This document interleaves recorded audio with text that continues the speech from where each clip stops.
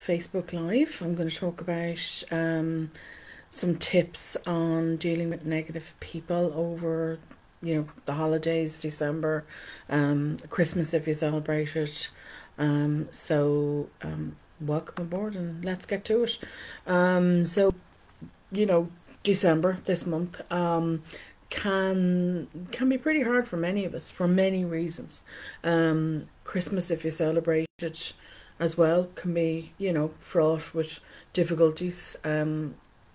Again, due to many difficulties.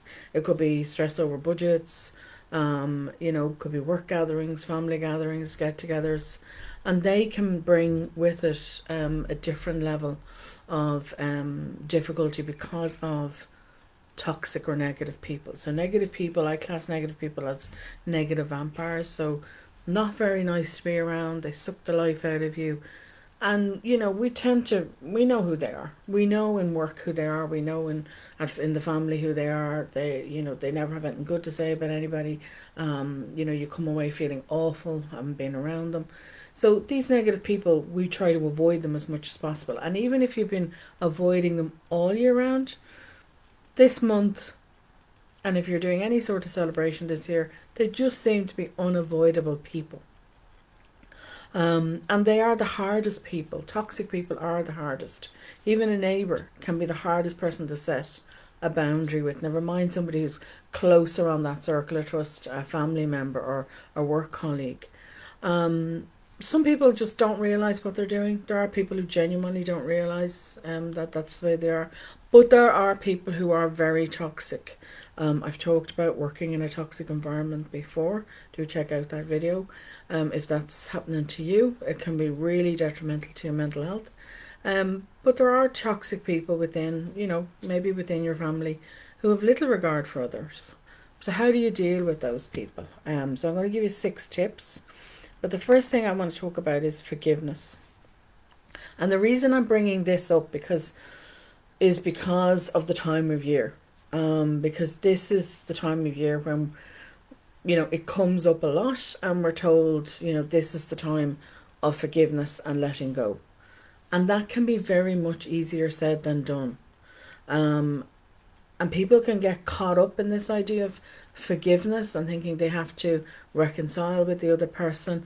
But it isn't like that. Forgiveness and reconciliation are 2 different things. Forgiveness is a one-way street.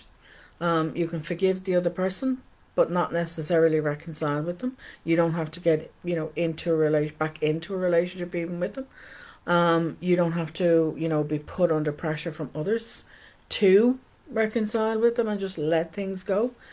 You shouldn't do that. That's so disempowering for you. But even if you do decide to forgive the other person, you still may have to deal with their toxicity. And that can be really hard. But the first kind of step back, if you like, or the first step back to taking control and empowerment is to realize you have a choice. That it's your choice whether you forgive or not. It's your choice as to, how you interact with this person. And when you feel you do have a choice, we do feel better at handling the situation to our advantage. So let's get into those tips. So that's something to maybe consider, that it is your choice, and what you do is up to you and how you handle it. You're entitled to set your boundaries there. So do remember that forgiveness is your choice. And it is only about you. It's not about the other person. And you don't have to reconcile with them. So first thing about some tips, 6 tips. The first thing I talk about is actually help you make a plan of how you're going to actually deal with them. And what we need to do there is make sure we know what we want to happen. So I have a list of questions in the blog. I'm going to read some of them out to you, and this is going to help you work out for each person and for each event they may turn up at, or if it's only one event, how do you want it to play out? Your agenda. What do you want? You're setting your agenda. You're putting a plan in place, in other words. So, you know, what you're prepared to do, what you're prepared to put up with, and what you're not prepared to put up with. In other words, you are laying out your boundaries very clearly. You can write down the answers. You can plan it out, you know, and write it down as best you can, your boundaries in the situation. You can't plan for every event, but you can plan for most events. So, some things to think about in terms of questions. So what events or family gatherings will you attend? If that's even online, even if because of COVID you can't, you know, attend in person, there people have done online events where families gather in a something like Zoom, or meetings or something like that. So what family gatherings or events are you willing to attend? How long will you attend for? Even if you're not attending in person, how long will you check in for? How long will you stay online with these people? Who will you engage with when you're there? Whether it's physical or whether it's online. What topics will you discuss? This is important. What topics are off the table for you? These are boundaries. I'm not letting this person interfere in my life. I'm not going to allow them to, you know, discuss things I don't want them to discuss. Once you know the answers to those questions, this is, you know, you're beginning to set your boundaries here. This is you setting the boundaries, and now you can make the plan to handle the situation and the person that you're going to enter into. So 2, I would say to you, is you need to shore up your boundaries. You need to shore up your boundaries, and in order to do that, and because this time of year is so stressful, I would, you know, number 2, make sure you are looking after you first. So, you know, taking care of yourself and managing your stress, and I've just done a series on that, is going to be vital here. Making sure you're meeting your own basic self-care needs. I've said this before. Don't make the mistake of letting any of your regular routine go,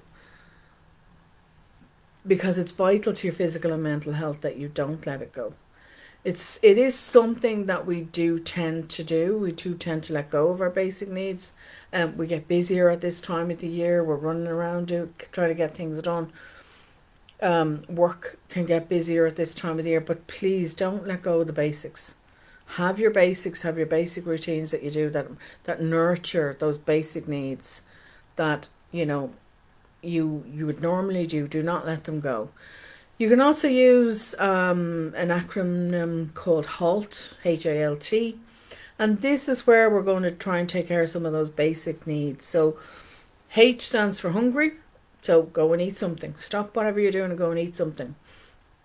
If you're feeling hungry. If you're feeling anxious or angry, again, your stress hormones are flying in there, move away from others and go calm down. 3-minute breather. I've talked about this before, a 3-minute breather. It's really effective for you. Just move away, pop off to the bathroom, 3-minute breather, come back and try and deal with whatever the situation is. If you're feeling lonely, which is the L, make contact with others. Reach out. Who's in your positive support system right now that you can reach out to? And T is for tired. Go ask for help. If you're feeling tired and exhausted, you need to ask for help, or simply sit down and take a break. Now, I'm going to talk in more detail next week about this. I have 12 tips coming out for looking after your self-care in during this time of the year on Monday. So check out that, or come and join me next Saturday to talk about that. Number 3 is to add some acceptance. Now, what I mean by this in this particular situation is, if you've decided to interact with that toxic member, whether it be in family or work, then you have to remember you can't change them. No matter what you do, you can attempt to turn yourself inside out, but you cannot change that person. You have to accept that. And that's where we get stuck again with the forgiveness and the reconciliation. We can get stuck, but we can get very stuck, particularly with family members, in, you know, realizing we cannot change them. And we need to do that, because once we recognize that we can't change somebody else, the only person we have control over is ourselves, and how, we deal with them, how we deal with this person, then life gets a lot easier. Things and dealings with this person can get an awful lot easier. We have to remember too, particularly with family, family can have a perception of how things happened. They can have perceptions of how things are at the moment, how reality is at the moment. And that may not be in line with your memories. It may not be in line with what you're going through right now. And it is also much easier to see things from the perspective of others if we're more in line with them, if we get along with them better than somebody we don't. But we still can try. It can go an awful long way to just putting the brakes on there and realize I can't change this person, so maybe I have to let them go. Even if you're trying to understand them and trying to accept them as they are, it is very hard, and I know that, it doesn't mean you have to put up with their bad behavior. You're the one in charge. It's your boundaries. You can still set boundaries with them, and you can still put a plan in place. So let's get on to a couple of things you can do for a plan in place. So 4 is about deflection, having a deflection in place. You can also, and I talked about it in my group, talked about avoidance. I talked about that. I talked about this topic in more detail in my group, but if you want to join, you can come and join and check out that video. But you can do the art of avoidance as well. It is up to you whether you interact at all with that person. That means being very aware of your surroundings and where they are in those surroundings, and kind of like doing a dance. They move, you move, and you attach yourself to people that are more positive and you focus on them. But something else you can use is to use deflection. I mean, people do have topics they love to discuss, and when you get them started, you'll deflect them. So, you're going to deflect them then away from whatever they were originally talking about or trying to interfere with. So if they were trying to make a comment on your life or your children or whatever it was, you deflect them away to whatever other topic it is you want to discuss with them, or you're willing to discuss with them. And usually it's best if it is a topic they like to talk about. You can also ask them to help out if you happen to be the one that's there. It's your house, you're hosting, or even if you're not hosting, you can always ask them to help. Oh, let's check on the children. They can help set the table. They can help with the kids, as I said, or preparing a meal, preparing vegetables, or doing something. There's always something that they could help with. Not necessarily that they are needed to help with, but you're deflecting them. You're using it as a deflection, or you're using somebody else as a buffer, as a deflection. So if you're attaching yourself to positive people, and they come towards you, then you can leave that person talking to them. Maybe they're better able to handle them than you are, and you slip away. You're using other people as a buffer there. But this person best. So you're going to be able to come up with a list of ideas that you can actually use at either the family gathering, or if it's a work event, you can use it. Just simply be prepared with the deflections and how you're going to use them. Number 5, I would say to you is, never take the bait. Family, there can be work colleagues, but family, particularly siblings, adult siblings I'm talking about now, just seem to know how to push the right buttons. They just seem to know what to say, and it's really emotional, and you take the bait and you run with it. And that's hard not to do that. It really is. But you've got to remember, if I stop dancing with this person, they've no dance partner. So help yourself stay out of the drama by, using deflection, using other people as buffers, changing the topic. But you also have the option to simply get up and leave them talking to themselves. The other thing you can have is a set time. I've said this at the start. One of the questions was, how long are you prepared to stay there? Have a set, or even online, how long are you prepared to stay online? Have a set time limit for how long you will remain at any event where a toxic person is going to be. If things get very heated, very emotional, get up, walk away, take the children for a walk, particularly at family events, there'll be children there. That may be enough time to allow the situation to calm down. If it doesn't, I would suggest if you're there, have a signal between you and your partner that's, that says, right, we're out of here. Let's get out of here. Now, it'll be subtle. Some sort of signal that says, yeah, I'm out of here. We're out of here. Have that in place that says, right, we're leaving. The other thing I'd say to you here is, try and use other means to anchor yourself if the drama starts to unfold, so that it gives you time to calm down. Again, move away, go to the bathroom, move away, use the 3-minute breather. There's a link in the blog to a podcast on that teaches you how to do the 3-minute breather. It's a very simple technique. It's 3 minutes of deep breathing, and it will calm you down. The old count to 10, and from 1 to 10 and 10 to 1 a few times. Focusing your attention elsewhere is also good. Moving away, leaving them talk to themselves, and then start to focus your attention elsewhere. Focus on the children, particularly at family gatherings. Kids are always a great way. What did you get off Santi? Oh, show me the toys. Show me this. Show me that. What did you learn this year? How is school? There's a whole conversation that can take up a long time when you're, interacting with the children. So they do act as really good buffers between you and that other adult toxic person. But have your plan in place.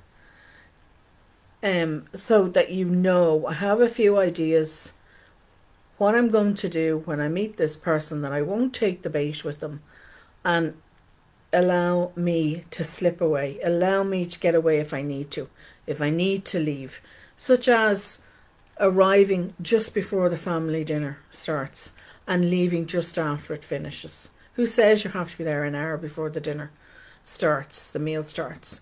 You can just slip in, sit down, have the meal, and then slip out very quickly. So think about ideas of what you're going to do and how you're going to avoid taking the bait and getting caught up in a conversation at all with this person. And the last thing I'd say to you is try to avoid alcohol when around toxic people. And I know you're going to say, oh, but I need to drink. And an awful lot of us will go and we see that person, and the first thing we do, if there's drink being served, we go and we grab the drink. Oh God, I need this. I need this to anchor me here. That's really the worst thing you can do, because when there's drink involved, it tends to add fuel to the fire. And when people are drunk, they do tend to say and do things they regret later. Don't be one of them. As I said, family in particular can be really emotional and confrontational in their arguments. And if alcohol is added to the mix, then it gets really even worse. So try not to do that. And then finally, I would say to you is, when everything is said and done and it's all done and dusted and you get home, have something nice for yourself to do. Or have another day, maybe the day after, maybe plan in something nice that you can do for yourself, maybe with some positive people, to shore yourself up again with those basic self-care, some self-care. Have your emergency self-care kit maybe ready for when you get home. I've talked about that before, and how it's a great thing to have prepared when we are having to deal with some sort of a bad day or something like a toxic person. It is nice to have some nice things set aside for ourselves. But it's also important to purge out the emotions. It's really important. Because it has a residual effect and impact on us mentally as well as physically. So, let out those emotions afterwards. And that could be journaling it out.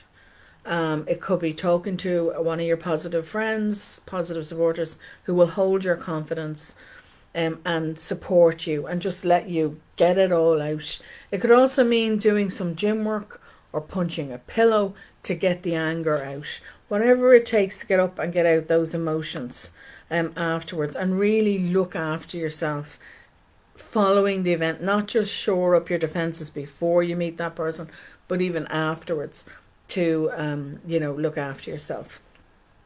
So I'll leave it there. Thank you all for watching. I will talk more about self-care.